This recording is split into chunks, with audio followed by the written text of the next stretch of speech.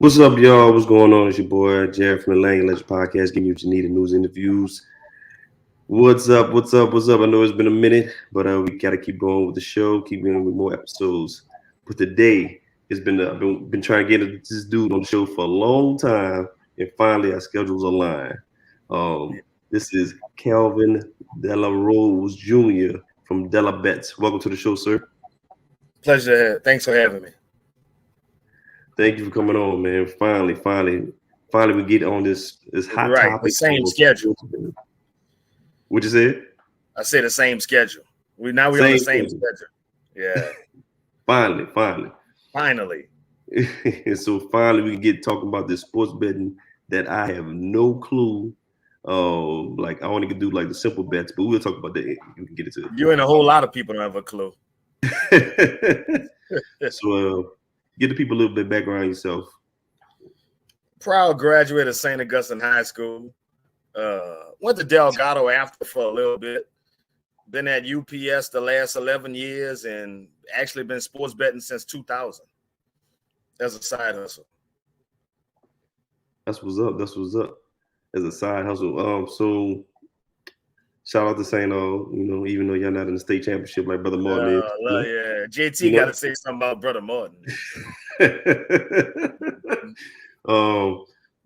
Yeah, man. So let's talk about sports betting. It's a multi-billion-dollar industry. Laws have been in place making it legalized in a lot of states in the country, especially here in Louisiana. They just got it. Caesar, what's it called? Caesar Sportsbook is making it. Making that's just one. There's 3 others too. Yeah, we can talk about those too. Yeah. So let's talk about sports betting. Like why you got into it. How you so good in it. Let's just talk about it. What happened on my first job? They had these football cards on a table, and I asked a coworker. This was back in 2000. I asked a coworker. I said, "Dude, what you do with this? Like football handicaps the cards read." So a coworker by the name of Leonard Dillon, he broke it down to me, and he told me where to go. And actually, I was 18 at the time, and he told me where to go was a bar called Club JL on St. Bernard and Dershore. Now here it is. I'm 18 years old, and you got to be 21 years old to get in the bar on St. Bernard and Dershore in the 7 Wall. So went over there one Saturday, picked 3 games. It was like you get 6 points. Whatever you put on the games, you multiply it times 6, and that's what you win. So I pull a door to get in. I couldn't get in. They had a buzzer on the door of a bar, and it's set right next to Church's Chicken on St. Bernard and Dershore. So they buzz me in. May I help you? The bartender said. So I said, I'm here to play some bets, some sports bets. He said, all right, I'll take care of that for you. So went in, placed the bets, left. First bet ever hit, and here it is, 2022, still doing it. That's what's up. You remember that first bet? Like you remember the team? Actually, it was NFL. Actually, it was September of 2000 at Club JL on St. Bernard and Dershore. That's what's up. Yeah. All right. Yep. So and it was the first one was a winner. You remember how much you won exactly? It was like a couple hundred, I think. But the adrenaline rush, like this is real. Like you could literally make this. It was kind of like fast money that you ain't got to worry about going to jail for it. Exactly. You ain't got to worry about the people. You ain't got to worry about no one trying to rob you. That's what's up. Right. Cool. All right. Well, let's talk about the sports betting in general because I'm a novice in it, bro. Like I don't know nothing. Like when the tickets become in, you're talking about they got 2 point spots. The spread is 5. I don't know none of that. So can you give me example, the Monday night game last Monday with the Steelers and the Colts. The Colts were favored by 2.5 points. So they had to win the game by 3.5. You bet the Indianapolis Colts, they had to win the game by 3 points or more for you to win. If you bet Pittsburgh Steelers, which I did my research, I had 2.5 points before the game even started. So if the final score was Indianapolis 16, Pittsburgh 14, I win the game because you got to add 2.5 points to 14, which comes to 16.5. So that's you win the game, whatever you put on. Now, standard 110 odds is like what they mean by when you see a negative 110, that's 110 for every $110 you bet, you win 100. standard 1-9. So if you put 330 on it, you win $300. You get your 330 back, your profit of 300 for a return of $630. Okay, I got you. So, okay. All right, that makes sense Now now. you're seeing what? So the team don't have to. Your team don't They have to don't have win. to. Pittsburgh didn't have to necessarily win the game, which they did. Right. But you had 2.5 points before the game even started. Okay. And even if they would have lost by 2 points, you still win because of the half a point. Oh, so they have to run in a range of 2.5 points. Correct. They have to stay within that window. They have to win the game outright. As long as you got Pittsburgh plus 2.5, you win the game if they stay in between the 2.5 point window. Now, if they would have lost by 3, Indianapolis covered the spread, you have Pittsburgh, you lose. Gotcha. Okay, I got you. Now, so if they won by 1, you still hit. Correct. Yeah. Gotcha. Okay. Yeah. If they win by 2, if Indianapolis won by 2, you still win the game because of that half a point. And a lot of times that half a point can hurt you or haunt you. I've seen it. I've been on both ends of the stick. Okay. So correct. You said that you do a lot of research before you pick your teams to win. Correct. Exactly. So I don't. Right. How would somebody like me, like I love sports, like I love football, basketball. So how can I use my passion as a way to win in sports betting? Like, how would I research that? Like for the game, like for the Saints game, a site. My favorite. There's a bunch of them out there. They got like mainly 2 or 3 I really use, but my number one site is covers.com. It's the most. Yeah, they've been in the business 25 plus years. It's the most detailed sports betting site. They give you stats from the last 10 games that they played against each other. They give stats of that team's last 10 games of the season. They go as far as the weather. And dealing with baseball and football, weather does play a part. Basketball is indoors. Weather don't play a part. Okay. Right. All right. Cool. So because when you do the research on the teams when they play each other for 10 years, how can that really impact a game if, like the NFL, they pretty much have almost a new team every year. So those, they have the stats, like how would that impact current teams? You're going on a team that played almost 8-10 seasons ago. For example, hot trends really stick over the years, and it's crazy. Okay. And I'm gonna go back to that Monday night game with the Pittsburgh Steelers. Like I told a partner of mine, I've been telling him the last couple of years, as long as I've been doing this, Pittsburgh Steelers perform well on Monday night. I don't care what quarterback's playing. I mean, they only had 2 head coaches in our lifetime, pretty much Bill Cowher and Mike Tomlin. And they have the highest winning percentage on Monday Night Football history. And I've been on that a hot. Like I can't bet against the Steelers on Monday night. Most people that haven't been doing this for a while don't even know that. Looking at the Steelers was a 3-win team coming into Monday night. And the coach, Jeff Saturday, was turning things around. That's what they were looking at. But me, on the other hand, I was looking at the Steelers' history on Monday night, and I dug even deeper on covers.com. Mike Tomlin was 7-0 straight up in his last 7 against the Colts. So that's why that's the information on covers.com is unbelievable. Wow. Okay. All right. I never knew that. The information on covers.com, you got to pay for it, or they give you certain things for free? No, it's absolutely free. It's free. That's the good thing about it. Okay. All right. So you just go on covers.com and you put that, like they have it broken down. Right. You click the sports you're betting on, say for instance NFL, and it brings up all the games for like NFL Sunday. And you click on trends, you click on matchup, and it gives you a real detailed version of the upcoming game that you're betting on. Okay. I never heard of it. Covers.com. Right. They're like 25 years in the game. To me, that's the best one out there. They're the biggest out there pretty much, and the most detailed. And details is important when betting sports. I mean, little things can put money in your bank account, money in your pocket. Okay. That's what's up. All right, that's good information. So let's talk about your type of. Well, I always be hearing about this. The what do you call parlays? When you got to have multiple sports events to hit. Right. You want to talk about parlays because I've tried it a couple times. I ain't know the hell I was doing, but I just tried it on that. Parlay, but believe it or not, I'm a straight bet man, and it's easy to straight bet is you bet one game. All you have to do is win one game, and you win a bet. I always said when you bet a parlay, you have to bet 2 or more games. And with a parlay, all those games have to come in for you to win. Well, only if you're betting 2 games. If one of them push, that other game turns the parlay into a straight bet. But when you're betting 2, 3, 4, 5, and 6 games on a parlay, they all have to win for you to win, even though the payout is larger. But on a straight bet, it's much easier to win 1 than 2, 3, 4, 5, and 6.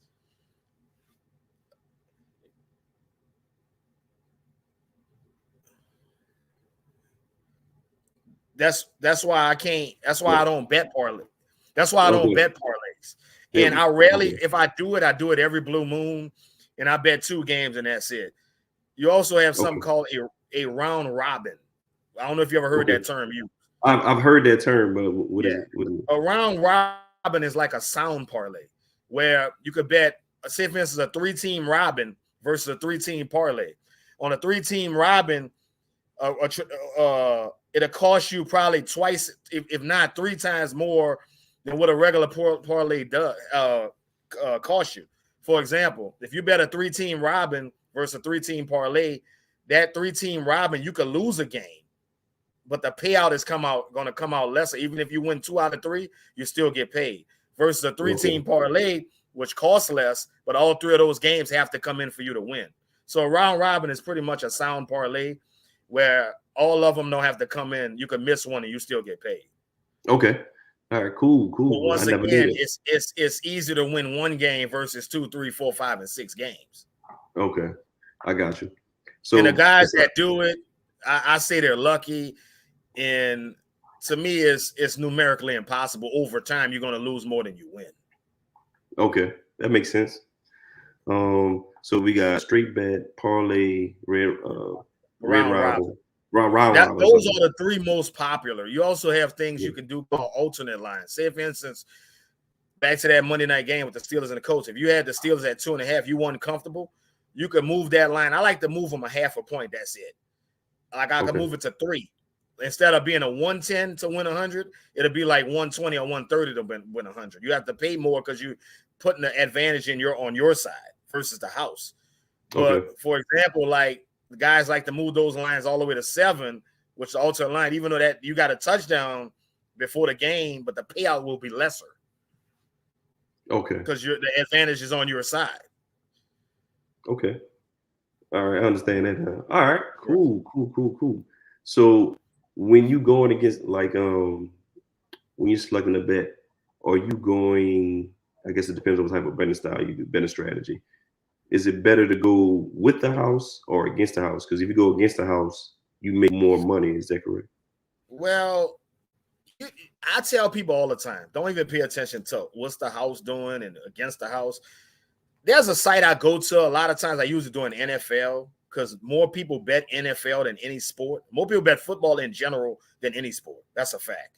And a lot of times, if you got a lot of money on one team, a lot of time Vegas plays a part in it. They can make a phone call, and believe it or not, this has been let out by some former NFL players that Vegas makes a call so they don't have to take a big hit. And I look at it sometimes, not a whole lot. If I feel that a team is being overbet, if I see a lot of line moving from like Friday to Sunday to that NFL, I'm on that site. But I trust the stats. I trust my knowledge. And if you have that, you're going to win straight bets 60 to 70% of the time, in my opinion. I've proven it. So do you really believe that Vegas really makes calls to the NFL? Yes. Dwight Smith, former NFL player, had a video on YouTube, and he spilled the beans, and a couple other players spilled the beans. I don't know if you remember a few years ago when Tom Brady was with the Patriots, how Roger Goodell, he came out saying this game was against the Jaguars and the playoffs was fixed for the Patriots to win because they wanted Tom Brady to be the king. I don't remember that. You need to go on YouTube. This made national news. Like that, people don't understand the amount of money on these games from day to day is unbelievable. And Vegas plays a part. It's actual fact. That's a fact. So pretty much you think NFL is rigged pretty much To a certain extent. Not every game. Like, okay. yeah, like go check out Dwight Smith interview, Roger Goodell interview, and go. It's on YouTube, and Okay. I believed it because I've been dealing with this a lot, and you can look at some plays a lot of times that, like, God, why you didn't tackle him? Why you just right. Yeah. I mean, you gotta. There's a site I use a lot. What I could find out how much money is, say, for example, like on today's 49ers Dolphins game. I can find out how much money's on the 49ers. I can find out how much money's on the Dolphins. But it's one site. Now that's logged into all US sports books. And it refreshes like every 5 to 10 minutes as the money is steadily coming in. Okay. Wow. What's that? Is that a free site, paid site? Yeah, it's a free site. It's called pregame.com. Pregame. It tells you all the total amount that's bet on those teams for that game, for that day, on every game. Every college football game, every NFL game, every college basketball game that's live. Every game that goes on, they could tell you they're logged in through all US sports books how the money is flowing. Wow. Okay. Yes. And is this the same thing for college as well? College sports? Yes. Yeah. Every game. Even down to your tennis and soccer. And baseball, which is my favorite to bet on, they show all those games also where the money is going. Why is baseball your favorite to bet on? I don't know if it's more games, but I guess because I'm more successful in baseball than football and basketball. I don't know because the season is longer, but I know how to read. I know the pitchers. I use the weather with totals. Believe it or not, I use there's a site I go to called Switch Analytics that tells me if you're betting a total. This is very important in baseball. If the total's 7 and you got 2 pitchers have an ERA, earned run average of 4 and 4, so that's 8. So you're saying automatically this game is going to go over, but no. I go to that site and look at the wind velocity, and they tell you at game time if the wind coming in. Every hour of the game, average baseball game is a little 3 hours and some change. They tell you the wind's coming in or the wind's going out strong. If the wind's coming in strong, the ball's not going to travel as far. So there's not going to be a lot of runs generated. If the wind's going out strong, a lot of the ball travels better. And that's a chance for more hits and more home runs. So they're going to score. If you got 2 pitchers with an ERA of 4 and 4 and a total 7, you say, damn, that's 8. So they're going to go over. No, not if that wind's coming in strong. You're going to think twice of betting the over in that game. You might bet the under most likely and bet or leave that game alone. Wow, that's some good information. Jesus. Right. All right. Cool. Yeah, it's that deep. Yeah, a lot of people don't look at that. And one thing a lot of people miss also is I look at the umpire stats. If this umpire he goes and betting the total, if he goes umpire record is to the over or to the under. Some of these umpires have wide strike zones. Some of these umpires have small strike zones. So that's another one that plays a part. Like a lot of people don't look at that stuff. Okay. That's some good information. You look that up on, can you look up referees too, like referees and umpires actually, umpire information is on covers.com. Okay. Yeah, all right, cool. Right, correct. Okay. Wow. All right. So what apps are you placing your bets in? Because I know you do a lot in person too. Correct. So which one? So let's talk about the apps first. So what apps do you use to base your bets? I use mainly, like when I mainly use the app is when I can't get to the casino. I'm working early baseball, NBA at 6 o'clock, don't get off till 7. So I'll use the app. I mainly use Caesars and FanDuel. Fairgrounds is a nice facility. It's a local spot. They don't have an app yet. They got one coming. And mainly Caesars and FanDuel. I never use Barstool yet because I don't really go to Boomtown. Okay. Oh, so you get your, is it when you use the app, is it cheaper or better to bet in person or on the app? The only difference is more convenient. The price, if you bet 110 to win 100 in person, it's going to be 110 to win 100 on the app. The price, the convenience is not, the price is the same. The convenience, your phone's in the palm of your hand. You're running around doing something. You got to go pick up. the kid from basketball practice. You got to go bring the daughter to cheerleader practice, and the wife got you with a honey-do list, and you're just too busy. You just pull out the phone, and it's in the palm of your hand. That's the evolution of this thing. How far this thing has come is unbelievable. The evolution of sports betting. I think we had 33 states right now out of 50 states. Right, that's crazy. Yeah, that is insane. Crazy. Right. That's crazy. Okay. Yeah, but everything's the same. It's just more convenient. And yeah, I use it, but I don't abuse it because sometimes that phone in the palm of your hand, that convenience can be bad. Right. I can see that. That's Okay. Yep. All right. So do you feel difference between in person and on the app? I rather in person because I don't live far from either from Fairgrounds or Harris, and I like the atmosphere, man. It's not people say, "Oh, you're getting your cash in your hand." You can still do it, believe it or not, with the app now. You don't have to wait 2 days to hit your bank account. You just show your driver's license, give you your phone number. If you want the money off the app, you go to the casino. It's right there in your hand. But I like in person the atmosphere. You know, that's the main reason. You know, you look at Caesar Sportsbook. You think you walked in a Vegas sportsbook downtown. That's what's up. Okay. Cool beans. All right. So let's talk about the negative side of the sports betting. I know some people they don't like sports betting because you become a gambler anonymous and stuff like that. The negative side is that once a person that's just starting, they win those first couple bets, they think they have something. They think they can walk on water. That's not the case. I mean, the best sports bettors lose. Losing is part of the business. But what I tell people is I follow three things. Keep your composure, money management, and have discipline. You lose a game on Saturday morning.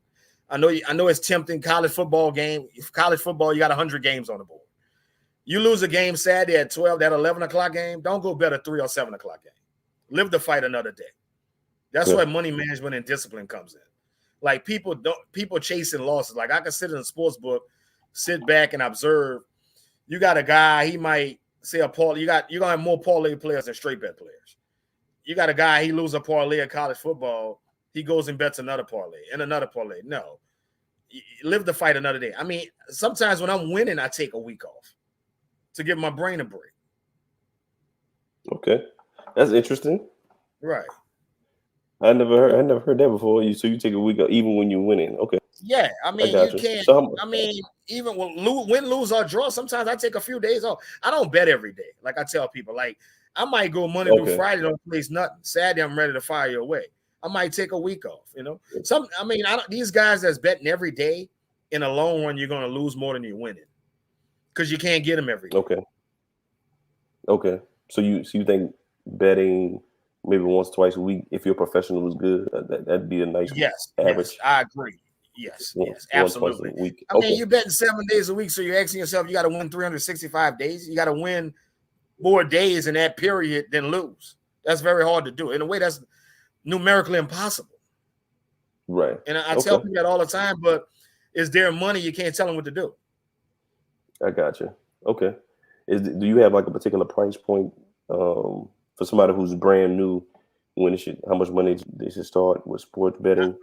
I say depend on your bankroll, and if you want to come out here and firing away 500 a game, you're a straight bet player, but you're only making $600 a week.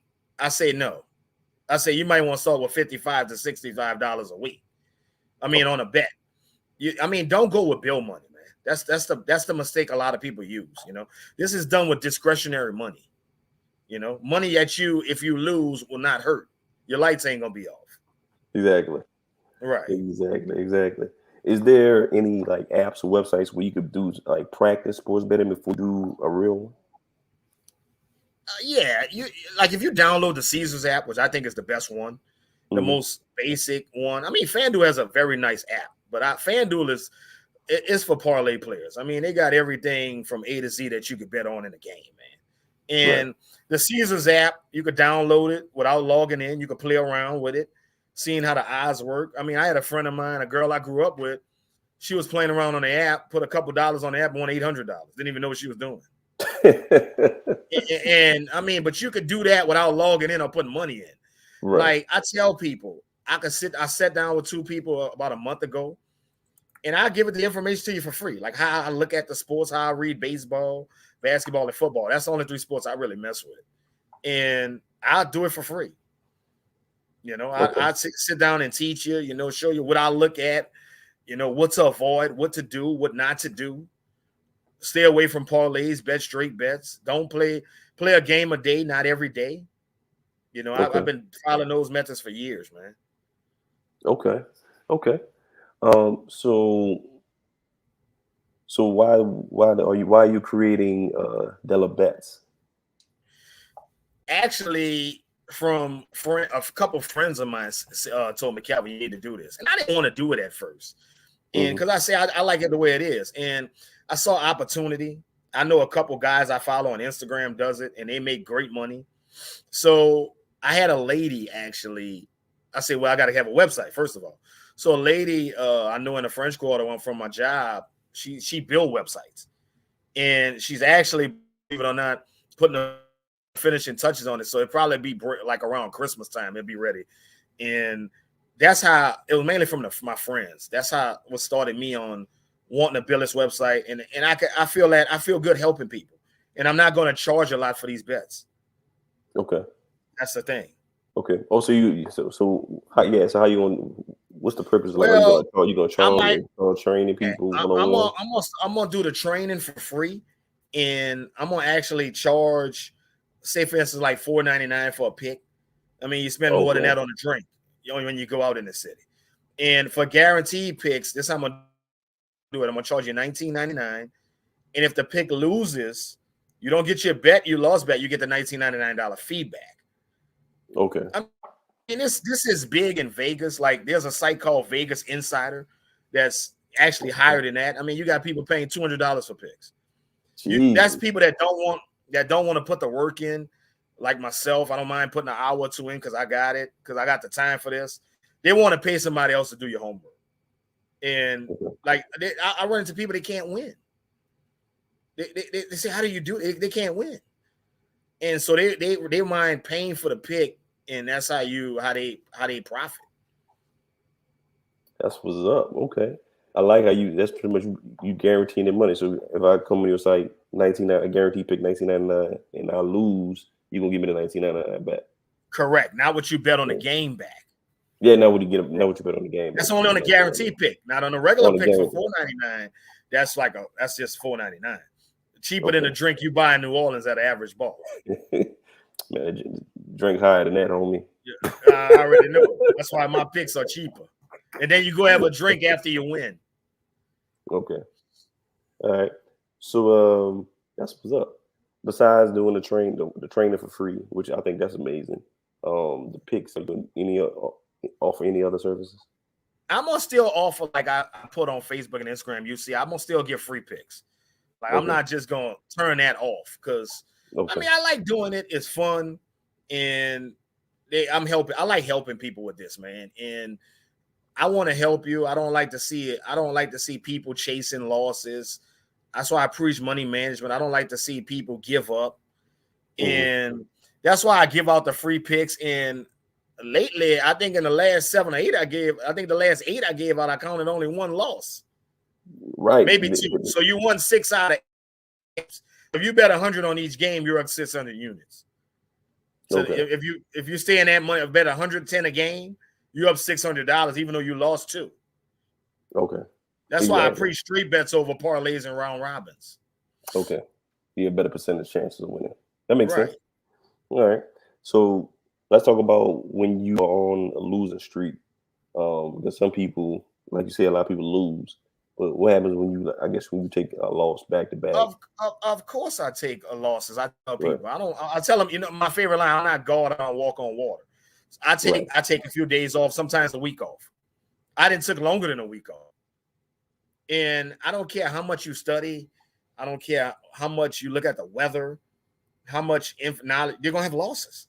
I mean, you're going to, but manage that. Don't chase a loss. Don't lose on a Tuesday, go back, lose on a Wednesday, go back, lose on a Thursday. No, live the fight another day. Take a few days to a week off, sometimes longer than a week. You know? Yeah, I mean, you got to realize this is every day around the calendar, around the clock, every day, 365. Okay. So, let me ask you this: so you're doing the sport betting, right? You think you're gonna reach a point where you're going to like do the sports bet full time and just let your regular 9 to 5? No. I absolutely don't, because I ain't gonna lie. I love driving. Anybody know me? I'm driving a big brown truck, being a courier, and sports betting. You don't have health insurance. You don't have pension. You don't. I mean, you don't have none of those things. You don't have a discounted stock. And I mean, I don't want to be 70, 75 years old with a pair of glasses on, dissecting games. Because eventually, believe it or not, I told a friend I'm gonna retire from this too, like my job. Okay, I got you. Oh, so you don't plan? So you don't plan on doing this the rest of your life? I plan on doing it a long time, but not to the day I die. Not to the day you die. You reach a point where, I mean, you're 70, 75 years old, you're studying that long. It's not, no. You gotta enjoy life at one time. I mean, and then again, you're not gonna get a bet every day. You might get a bet 4 out of the 7 days. Like these guys on Vegas Insider, they'll take a few days off too. Because you gotta realize you're giving out a bet every day. That's almost like you gotta win more. Like I say, you gotta win 200 out of the 365 days, in my opinion. It's a profit. Okay. Yeah. Because most of the time you're betting these games yourself too. Okay. Yeah, so I would say 3 to 4 days a week. I mean, I'm sorry for my degenerates customers that I know I'm gonna have. So that's how I'm looking at it, man. Okay. All right. When was that moment when you realized, like, yo, I can keep doing this? Like, I can make this one of my sources of income. And like that within those first 2 years, I wouldn't say the first year. Within the first 2 years, because I was just starting. I wasn't looking at the weather with the over and under totals. I was just out here betting a card, betting 3 games a week, sometimes 4. And I would say within like the second year, not the first year, because the first year I was a novice. I was just picking, looking at the previous week, which is not good to do. Okay. I mean, you got to look at trends like over. That's just like a lot of times when the baseball season starts, for example, I don't go hard in the beginning of the season because the season's so long, the trends haven't stuck yet. Okay, that makes sense. I would say within like the first 2 years, like that second year, Okay. All right. Well, that's what's up. Okay. So if somebody like myself, I won't get into sports betting, I won't make it like another source of income. Okay. What are the steps you recommend I should do? Besides, of course, following you, hitting you up for advice, and following you, looking at your information. One game a day, not every day. Some things gonna look at the trends. Look at the weather. If you're dealing with baseball and football, one game a day, not every day. And I would say start off within your bankroll. I mean, you could start. I remember I used to do $55 straight bets. Back then, I wasn't making the type of money I was making now. You got to bet within your bankroll. Now, what's a straight bet? A straight bet is when you bet one game. You only bet one game. As long as that one game win, you win. Versus a parlay where you're betting 2, 3, 4, 5, and 6 games, all round robin. Okay. And the advice I give, like I said, keep your composure, money management, have discipline. Never chase a loss.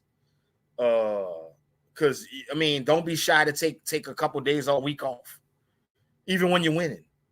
Because who says you're gonna bet more than half of your bankroll on that next game, and or all your bankroll on that next game? Those are the games you won. Don't mean nothing. And yeah, just I would say stick to covers.com and picksandparlays.com. That's my top 2, and just play with it. Read the information. And I'm guaranteeing you, one game a day that you will be successful. Okay. One game a day. And for some people, that's hard to believe. You have to prove it to them. Okay. Okay. So since you've been doing this for so many years, what has been the positive and negative effects on sports betting you, or to even people, or personally, or to people that you know that do it as much as you as well? Mainly the people that I know. Like, I'm not gonna put anybody on any names out here. People, not with me, because I learned that money management a long time ago. But lately, I'm looking at the convenience of 24 hours you can bet a game. I mean, you go downtown to see they got 12 kiosks. Fairgrounds have probably even more. FanDuel and Treasure Chest have probably even more. The convenience I'm looking at, the 24-hour access to not only place a bet, but when a sports book closes, you go to the cage and get your money. And the convenience, I mean, I was worried for these guys when these apps came out with the sell. That's the bad part. I know a guy every day. He admitted I play every day 2 or 3 times a day. Jeez. I mean, that's the bad part. Yeah, I'm not releasing any names, and that's the bad part. And they're honest about this, and they're not shy to tell you. I mean, there's guys I walk in the sports book. I don't care when I go in there, they're sitting in the sports book. I mean, there's more to life than sitting in the. I mean, I love this. Don't get me wrong, but that's the bad part: the compulsive gambling, the chasing losses, the convenience of this. I mean, like I said, the evolution of sport. We're in 33 out of 50 states right now. The last I checked, and pretty soon, I don't think every state going to get in, but pretty soon. I mean, it's going to break up families. It's going to break up relationships. It's going to cause people to be in some serious debt. I mean, I've heard already. We on our second year, and they got people down $100,000 already. I mean, Lord, come on, man. Lord. Yes. Like one individual down $100,000. New Orleans resident down $100,000. Yes. That's people going to the casino and like a college football Saturday. You're betting 11 o'clock game, you lose. They go bet and bet a 3 o'clock game. They go bet and bet a night game. No. One game a day, not every day. This is not, when you lose, it's not the end of the world. You live to fight another day.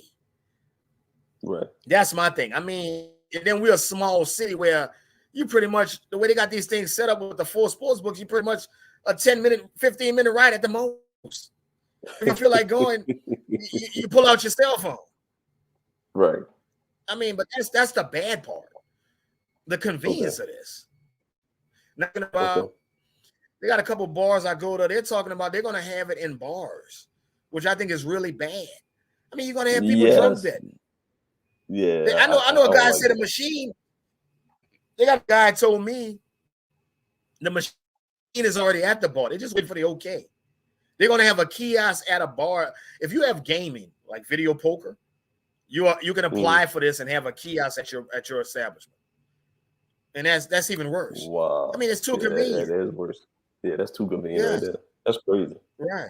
Wow. Well, you were talking about positives. I remember in previous interview you was talking about the positive side, the funding they will get for schools, roads. Yeah, the positive side is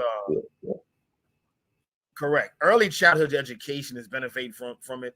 A couple charities are, which is real positive. I mean, the tax dollars for the city and the state. And that's the real thing. Early childhood education was a big push, and a couple charities out there. That was the positives for this. Like, most people don't even know that's going on. Okay. Yeah, that's good, because I was unaware until I heard you say it on the previous interview. I was like, oh, I didn't even know that. So that's what's up. Yeah. All right. Yeah, correct. So I think I asked you all my questions. I'm just making sure I'm going over my notes. I think that's everything. Yeah, I'm gonna ask you this. I always ask most of my interviewees about this. Have you ever felt that since you're a person of color, they've been denied any opportunities or business opportunities, anything in sports betting, anything personally, work, finance, anything, being a person of color? But believe it or not, no. But I have. I'm not saying where, since the sports book been open. Like, I used to deal with gambling shacks before this, and I was dealing with 2 before this, one uptown and one downtown. One of them is still open. Never had a problem with it. So the sports book come around. I'm not gonna say which location is. It seems like when you're winning sports better, they get a little antsy, like it's their money. I mean, it was like wasn't nothing serious. The guy, he got a little smart with me. One of the workers. I'm not saying where. So what I pretty much do now, I avoid that. I avoid that person. Like if I win, I just go to the cage and cash your ticket. Believe it or not, a lot of times when I win these tickets, I don't go down there the same day. I might go the next day, 2-3 days later. So I was shocked at that, and that's how people get. He said, like, I asked for change so I could tip him. He didn't even know that's what I was asking to change for. He got loud and said, "What?" Like real loud, like, because I mean, dude, I'm winning. I'm picking up $1,000, not $1 million. Right. Then this is not your money. So it was like that's the only time, and I never had a problem. Like I dealt with before these sports books. I dealt with, like I said, 2 at the time before they came, and I still was going. One is still open now, one is closed. And I even dealt with a guy that was mobile, believe it or not. Never had a problem. Like I said, Club JL was first, same on Dershowal. I dealt with online before Sportsbook was even here online. I was dealing with an offshore account in Costa Rica, believe it or not. Really? I dealt with one in Canada. Like Bovadas in Canada, they wasn't even, I was dealing with them when they wasn't even doing a bank account. They would FedEx your check. They would FedEx it to you. I mean, I didn't see it all, heard it all, dude. Okay.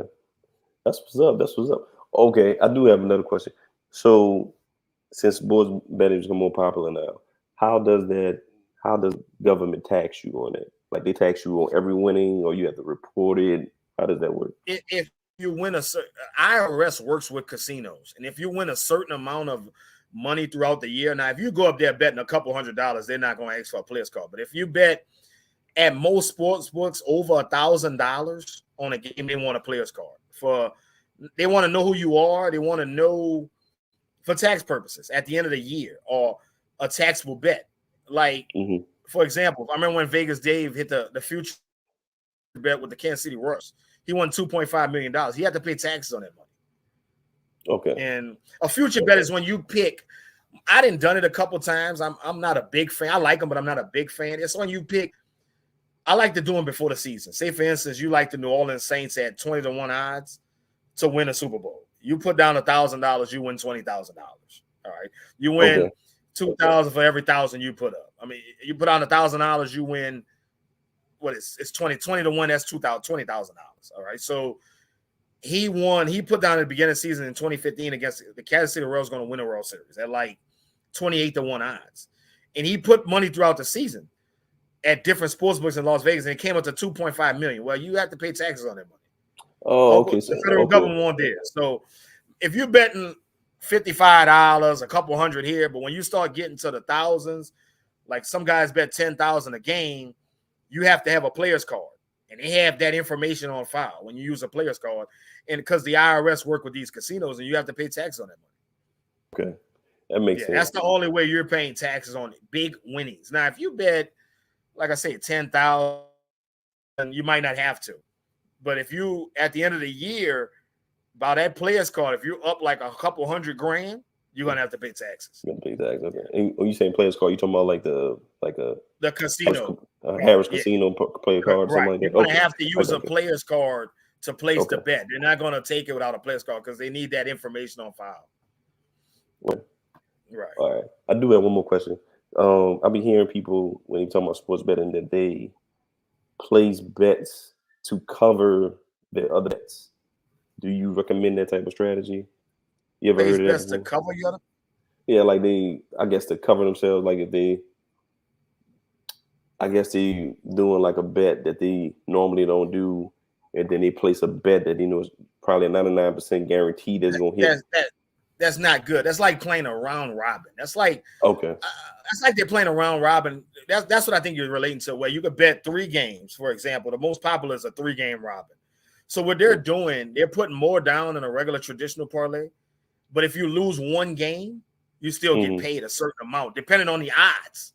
You're still going to get paid.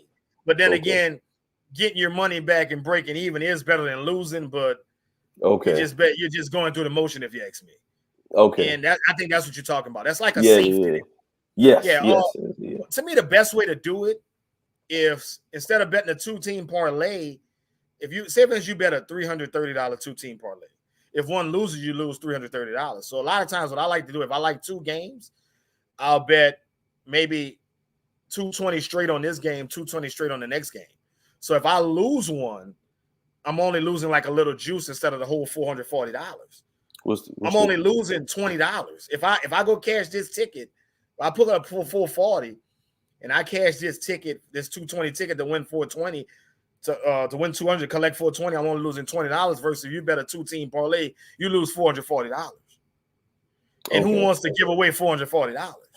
Right. Okay. That makes sense. And with disinflation especially. Exactly. You ain't right about the inflation, boy. Yeah. Inflation. Okay. Right. All right. That's what's up. And I keep saying I got another question. Do you pay fees when you place a bet, or do you pay the fees if you win and withdraw?